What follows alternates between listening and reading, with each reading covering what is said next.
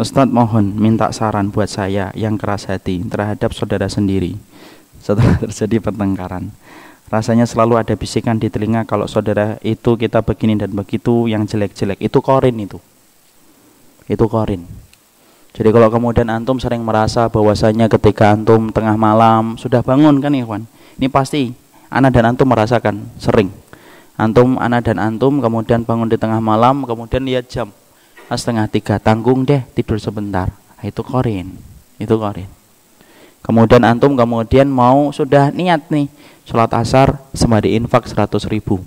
Kemudian dalam perjalanan tiba-tiba mau beli pulsa deh 100 juga. Itu korin. Itu korin. Kemudian antum asalnya kemudian tidak punya prasangka apa-apa kepada saudara antum, tiba-tiba antum berprasangka macam-macam.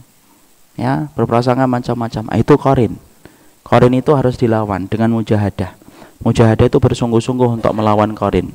Karena setiap dari kita punya korin, jin pendamping. Bahwasanya wukila bihi qorinuhu minal jinni. Setiap manusia diberi oleh Allah korin dari kalangan jin. Sampai Rasulullah pun punya korin. Kecuali illa a'ani Allah, kecuali Allah menolongku, fa aslama, maka korinku masuk Islam. Fala ya'muruni illa bi khairin, maka tidaklah korin itu memerintahkan aku kecuali dalam kebaikan. Kalau korin kita gimana Ustaz? Kita tidak tahu. Ya. Tapi kemudian korin kita kafir atau enggak? Kita tidak tahu, ikhwan. Dan tidak usah dipikir. Ya, antum di pojok ruangan mikir gitu. Mikir apa? Korin saya muslim atau enggak, penting. Yang penting itu antum menyelamatkan diri dari daya jeratnya korin. Itulah yang kita lakukan. Jadi kemudian korin ini harus kemudian kata Syekh Utsaimin dilawan. Korin itu nempelnya tuh sampai kapan Ustaz? Sampai antum mau mati itu korin masih deket di situ. Makanya orang yang mau mati ditalkin apa? Ditalkin apa di sini? La ilaha illallah. Boleh diputus? Enggak. Harus senantiasa dijaga. Karena apa? Karena saat itu pertarungan antara hak dan yang batil itu begitu malah kuat. Berapa banyak orang yang akhirnya tergelincir ketika di ujung kematiannya. Makanya kemudian kalau antum mendapati orang sakaratul maut, jangan ditinggal, terus dampingi la ilaha illallah, terus ingatkan terus tentang la ilaha illallah. Kenapa sih la ilaha illallah? Karena sesungguhnya setan itu berusaha menjadikan dia murtad di akhir-akhir kehidupannya. Itu beratnya gitu. Makanya fahami kenapa dalam riwayat Muslim ada perintah Nabi, talkinlah orang yang akan meninggal di antara kalian dengan ucapan la ilaha illallah. Talkin itu la ilaha illallah.